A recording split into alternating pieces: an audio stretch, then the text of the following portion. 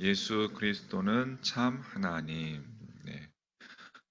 잘못된 세상을 바로 잡아줄 수 있는 이가 누구인가?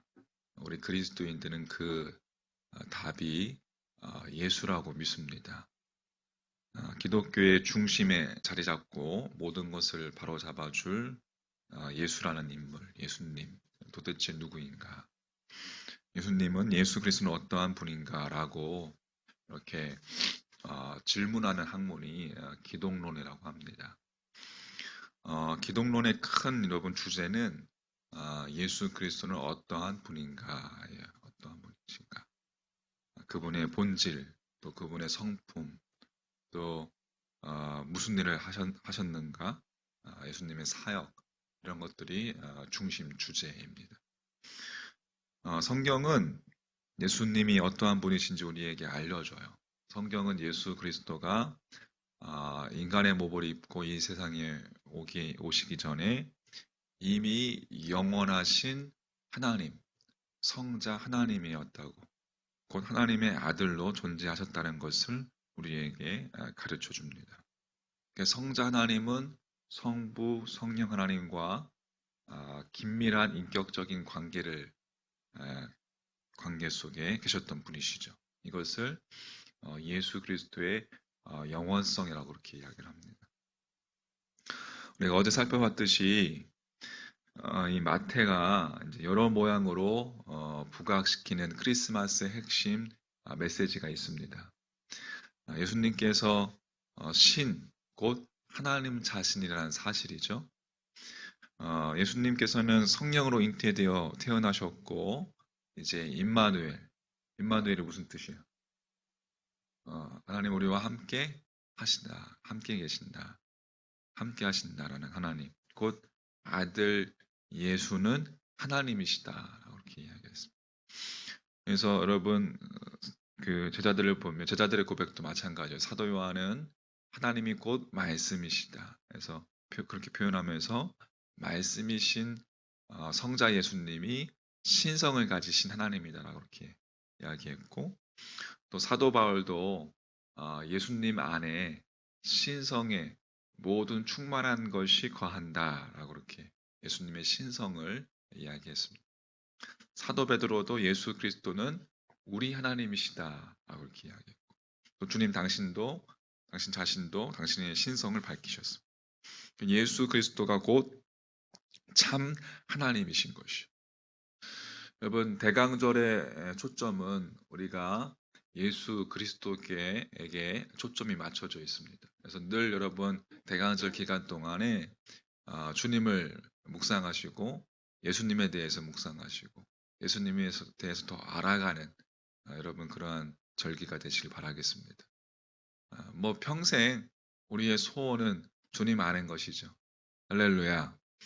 주님의 본질과 성품에 대해서 살펴보면서 하나님, 주님을 통해서 하나님 아버지를 만나시길 바라겠습니다. 내가 곧 길이요 진리요 생명이니 나로 말미암지 않고는 아버지께로 올 자가 없느니라라고 말씀하셨잖아요. 그러면 뭐요? 우리가 주님으로 말미암아 아버지께로 갈 수 있는 것, 하나님을 알 수 있는 것. 자, 예수님이 어떤 분이신가 여러분 묵상하고 알아가면서 하나님을 더 깊이 만나는 여러분과 저의 영성이 되기를 주님의 이름으로 축복합니다. 자, 오늘 읽었던 본문은 예수님께서 이 유대 지도자들과 논쟁하시는 장면입니다. 이제 앞에서부터 21장부터 이렇게 쭉 그 주님이 유대 지도자들과 논쟁하시는 내용이 쭉 나와 있는데 이제 여러 비유를 통해서 이제 말씀하셨어요.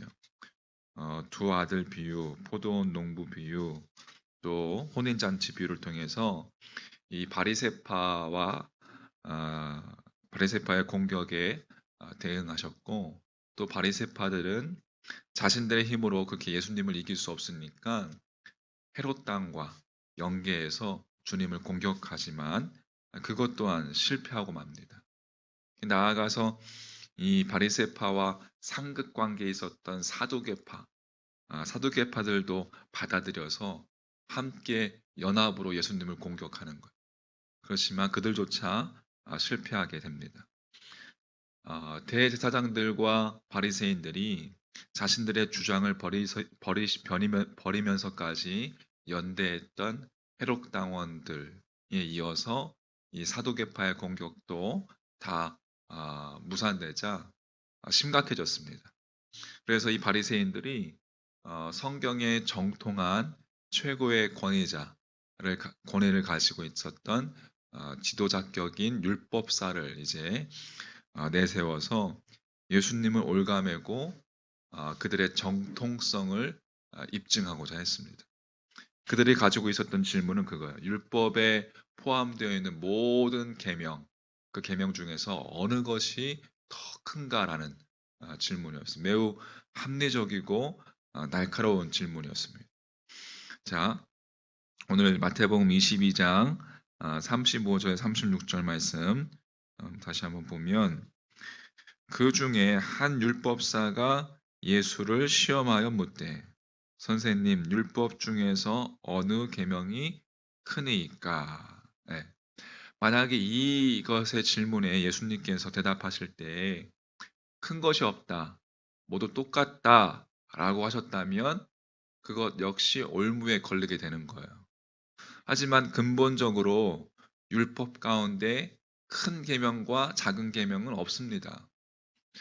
살인하지 말라라고 명하신 율법이 예수님께서는 형제에 대해서 미워하지 말라, 욕하지 말라라고 하셨기 때문에 그것 또한 살인이다라고 기하셨기 때문에 율법에 크고 작은 것은 없는 거죠. 어떤 계명은 크고 어떤 계명은 작다고 할 수 없고 똑같이 중요하게 지켜야 할 계명이죠. 자, 그런데 예수님께서는 37절에 내 마음을 다하고 목숨을 다하고 뜻을 다하여 주 너희 하나님을 사랑하라 하셨으니 38절에 이것이 크고 첫째 되는 계명이다. 그리고 둘째도 그와 같으니 네 이웃을 내 자신과 같이 사랑하라 하셨으니 자, 첫째 되는 계명 내 마음을 다하고 목숨을 다하고 뜻을 다하여 주 너희 하나님을 사랑하라 라고 그렇게 그것이 크고 첫째 되는 계명이다 라고 말씀하시고 내 이웃을 내 자신과 같이 사랑하라 라고 그렇게 하셨어요. 왜 그렇게 하셨을까요? 크고 작은 것을 구분하셨을까요? 여기에는 계명을 지킬 때 어느 것을 먼저 지키고 어느 것을 나중에 지켜야 하는 질문이 들어있다라고 할 수가 있습니다. 그러니까 계명은 지키고 안 지키고의 문제가 아니라 모두 지켜야 하는 것이 계명인데 계명을 지킬 때는 분명 우선순위가 있었고 그 우선순위를 그것이 율법사는 크다 작다라고 그렇게 표현한 것입니다. 그러니까 계명 안에는 하나님께 관련된 계명이 있고 사람에게 관련된 계명이 있죠. 10계명, 1계명부터 4계명까지는 하나님과 우리와의 관계에 대한 계명, 5계명부터 10계명까지는 인간과 인간 사이의 계명. 어느 계명을 먼저 지켜야 하는가의 우선순위의 문제를 말하고 있는 거예요. 이런 질문 앞에 예수님의 대답은 하나님과 관련된 계명을 먼저 지키라라고 말씀하셨어요. 즉, 계명들의 우선순위에 있어서 하나님과 관련된 계명을 먼저 지키고 사람에 관련된 계명은 그 뒤에 지켜야 한다는 것이에요.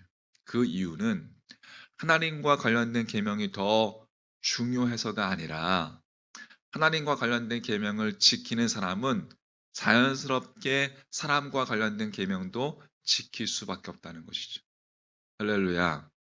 주님은 그렇게 대답하신 거예요. 자, 이 대답을 다시 좀 더 자세히 살펴보면 너는 마음을 다하고 뜻을 다하고 힘을 다하여 내 하나님 여호와를 사랑하라. 이것은 이제 신명기 6장 4절부터 9절에 나오는 쇠마, 그 쇠마의 말씀을 인용하신 거예요. 그 쇠마의 내용을 근거로 해서 하나님을 사랑할 것을 언급하고 계십니다. 유대인들의 정통 문헌 가운데 시프레이라는 그 문헌에서는 하나님을 사랑하는 방법은 쇠마에서 언급한 그대로 실행하는 것이다 라고 말하고 있어요. 그러니까 그대로 실행하는 것이다. 다시 말해서 온 마음과 온 뜻과 온 힘을 다해서, 또 다른 표현으로 이야기하자면 하나님을 섬기는 자가 무조건적으로 하나님의 거룩한 그 뜻 앞에 온전히 복종하는 것이다 라고 말하는 거예요. 이런 영적인 복종, 영적인 투항, 두 손 들고 투항하는 거예요. surrender, 하나님 앞에 복종하는 거예요. 히브리어로는 하나님 나라의 멍에를 스스로 짊어지는 것이라는 의미를 가지고 있습니다. 그러니까 너는 마음을 다하고 뜻을 다하고 힘을 다하고 하여 주 너희 하나님을 사랑하라는 말은 하나님 나라의 멍에를 스스로 짊어져라 라는 말이라는 것이죠. 두 번째, 내 이웃을 내 자신과 같이 사랑하라 라는 것은 이제 레위기 19장 18절 말씀에 인용한 것이에요. 레위기 19장 18절 말씀에 보면 원수를 갚지 말며 동포를 원망하지 말며 이웃 사랑하기를 내 몸과 같이 사랑하라. 나는 여호와니라. 자, 이 말씀은 랍비들의 해석에 따르면은 다른 사람이 내게 보여주었으면 좋겠다는 그 행위를 똑같이 다른 사람에게 행해라라는 의미와 같다는 거예요. 그러니까 무엇이든지 남에게 대접하고자 하거든 그렇게 남을 그렇게 남을 먼저 대접하라 라는 그런 근본적인 의미와 같다고 생각할 수가 있겠습니다. 자, 예수님은 이 두 계명, 마음과 뜻과 힘을 다해서 하나님을 사랑하고 내 이웃을 내 자신과 같이 사랑하라 라는 말씀을 말씀하시면서 중요한 것은 40절 말씀에 이 두 계명이 온 율법과 선지자의 강령이니라. 매우 중요한 말씀이에요. 그러니까 이 두 계명, 하나님을 사랑하고 사람을 사랑하고 하나님 사랑, 사람 사랑, 이 두 계명에 온 율법과 선지자들, 다시 말해서 구약 전체가 그 두 계명에 매달려 있다는 거예요. 할렐루야. 그 두 계명을 어디에서 이루셨어요? 십자가에서 주님께서 완성하셨습니다. 할렐루야. 하나님을 사랑하고 인간을 사랑하고 완벽한 지식이었고 완벽한 답변이셨어요. 바리새인도 헤롯단도 사두개파도 율법사도 권력의 중심인 그 유대 종교 지도자들이 예수님을 이길 수 없었습니다. 왜 그렇습니까? 자, 그것은 예수님 자신이 진리이기 때문에 그렇습니다. 할렐루야. 오늘 제목으로 이야기하자면 예수님이 참 하나님이시기 때문에 그렇습니다. 그래서 그들은 결코 예수님을 이길 수 없었죠. 예수님이 참 진리이고 참 하나님이시기 때문에 당신 자체가 진리이시기 때문에 십자가상에서 모든 구약의 율법을 완성하신 분이시기 때문에 할렐루야. 기독교 최고의 기적은 그리스도께서 죽음에서 부활하신 사건이라고 하지만 또 이렇게 주장하기도 합니다. 어떤 이들은 성육신, 하나님이신 신이신 그분이 인간의 몸을 입으시고 이 땅에 내려오신 사건이라고 이렇게 이야기도 합니다. 그것도 최고의 기적이죠. 놀라운 사건이고 위대한 사건이고 신비로운 사건이죠. 시작점이 없는 전능하신 그 하나님께서 우주의 창조주께서 인간의 속성을 입으시고도 그 신성을 잃지 않으셨다는 거예요. 네.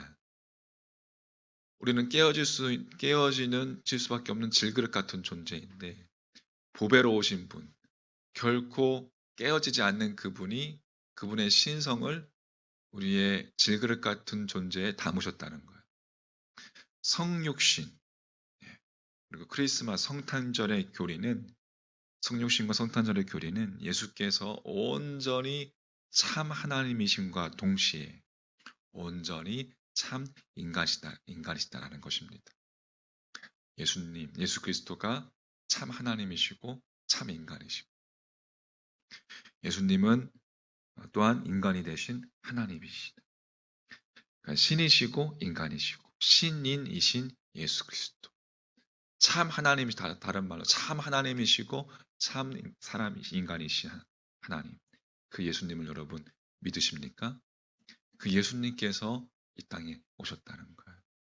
하나님이신 예수님께서 인간의 몸을 입으시고 이 세상에 오셨다는 것. 그리고 우리를 구하기 위해서 그분이 이 땅에 오신 그 주님이 죄에서 구원하시기 위해서 그 죄의 현존과 죄의 권세와 죄에 대한 죄의 삭신 사망으로부터 우리를 자유케 하셨고 또 율법의 형식으로부터 우리를 자유케 하셨고 율법의 내용을 이루셨습니다. 완성하신 분. 신인이신 예수 그리스도. 그분을 만나고 그분이 이 땅에 오신 이유를 여러분 깊이 다시금 묵상하고 그렇게 믿음의 이 절기가 이 대강절기가 그렇게 주님을 더욱더 깊이 만나는 믿음의 절기가 되시기를 주님의 이름으로 간절히 축복합니다. 할렐루야. 내 평생의 소원 주님 알기를 원합니다. 오늘도 그렇게 고백하며 기도하며 나가시는 됐으면 좋겠습니다. 찬송 200장입니다.